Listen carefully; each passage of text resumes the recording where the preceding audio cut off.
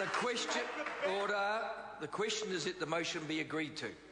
Mr. Speaker. I call the Honourable Clayton Cosgrove. That, Mr. Speaker, was the offensive being put into the charm offensive. That's what it was. And I sum up New Zealand's feelings by reading from the editorial of the Sunday Times of the 10th of June, when the editorial writes, quote, "There is no good argument for asset sales. They make no difference to the government's net debt. It is flogging off assets for ideological reasons, not economic ones." Right. And let's just deal with the debt argument for a moment, because what New Zealanders were not told before the last election was that the deficit would worsen because it was hidden. It was hidden by Treasury, of course, which allowed the government to book the proceeds of the asset sales in the pre-election fiscal update without disclosing the loss in profits. Right. So here's the real story, as we know, around debt and deficit. The BPS shows that the Treasury estimated that the government saves $266 million in borrowing costs per year, yet loses $360 million a year in profits. That's the deal. So all the smoke and mirrors in respect of debt and deficit are the reverse of what that member says. Sir, this is a dark day for New Zealand, and it's a dark day for a number of reasons. Because some of us in this Parliament, in fact both sides in this Parliament, on the asset sales debate, have some regrets in respect of our political history. But some of us in this Parliament, sir, went down that track, and when we were elected to government some years later, we learnt from our experience. We actually bought assets back. We knew that the experiment did not work. That crowd over there, of course, the lineage of the Bolger government, got back into office, of course, under Mr. Key and did not learn. Here is the deal. Here is the deal. This is another example of rushed, not thought through, ad hoc legislation. Rushed because they insulted submitters, rushed because the select committee process was preordained, and we had the absurd, illogical act where Treasury was instructed by the chairman of the committee, under the stewardship of the minister, to write a report analysing the public submissions, all 1,489 of them, nine of which out of 1,489 supported the bill. The Treasury was told, write the report before the submissions were actually completed. And that is shameful, preordained, in the face of 80% of New Zealanders opposing the bill. 80% before it was written, 80% when it came out of the Select Committee, and 80% as we sit and stand in this Parliament today. And I say this, that selling assets is not a plan for New Zealand. It is not a plan. It will not put food on the table of the lost and lonelies in our society. It will not get the 87,000 young people languishing on the dole back to work. It will not help those who languish outside our health system or outside our ACC system. No, it will meet the ideological requirements that government has, because their only sort of strategy is to flog off assets that New Zealanders already own. They justified this policy, sir, by saying originally the words of Mr. Key, which was, we want these assets to grow. In order for these assets to grow, they must have capital. We have no money, said the government. We can't afford to put any money into it, so that is why they said we have to flog them off. Then they were faced with the dilution argument, and Bill English woke up, read his fifth form BizCom textbook, and realised what the definition of dilution was.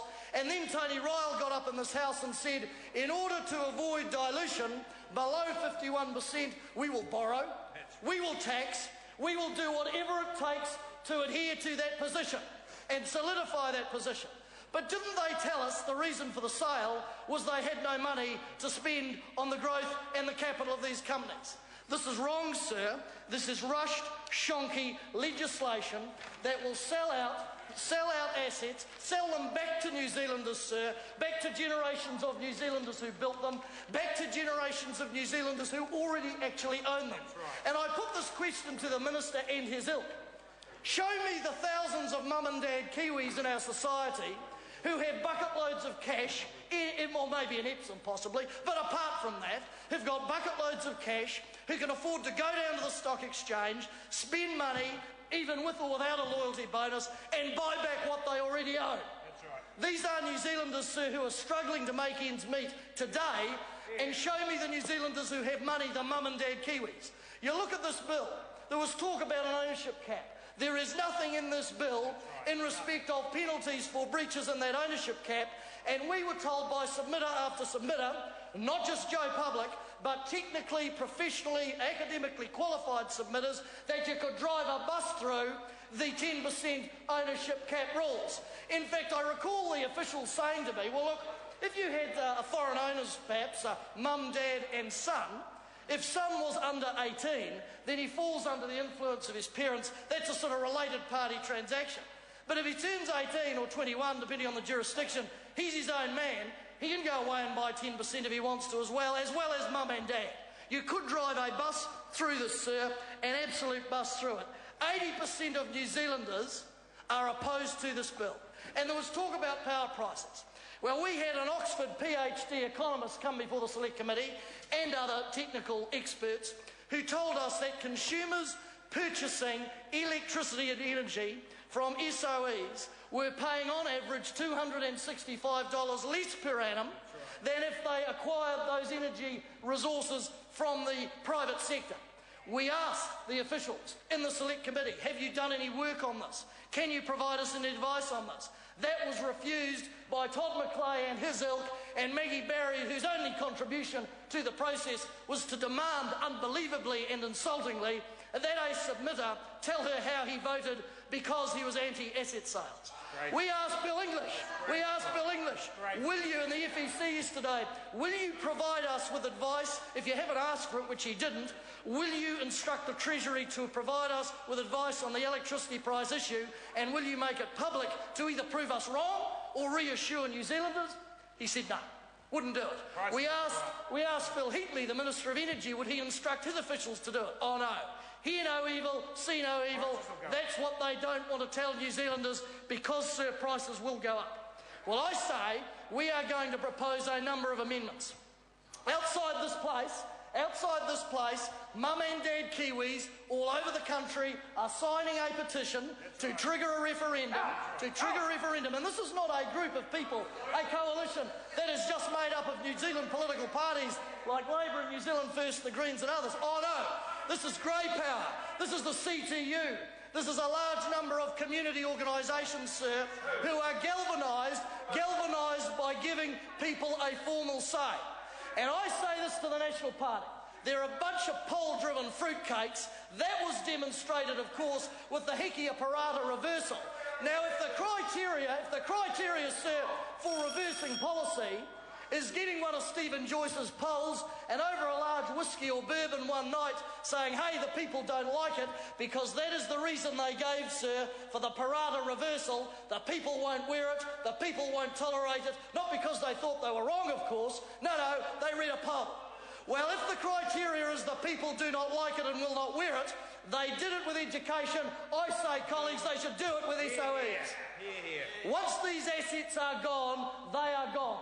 And they try and bluff people by saying, we're going to buy other assets. We're going to buy schools and the odd bridge. Well, here's the problem with that, of course. You sell a revenue-generating asset, you buy a non-revenue generating asset. At some point, sir, the money runs out.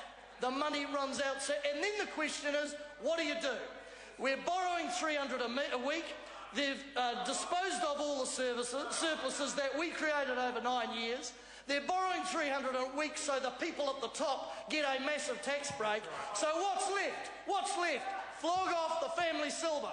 Have no plan, have no strategy, but flog off the family silver. And what do you do after you've flogged off the energy SOEs in Air New Zealand? You've still got no plan. They have no plan, sir. They're still borrowing. They're still not generating exports. There is no growth plan. So what will the people be faced with? Selling more assets, sir. Selling more assets. Future generations sold out. Past generations sold out over these asset sales. So I say in this House, and they can all sort of do their usual and sort of grin and grip, as it were. But I say this, sir, we're going to fight right through this process, and we're going to take it outside the Parliament after this process.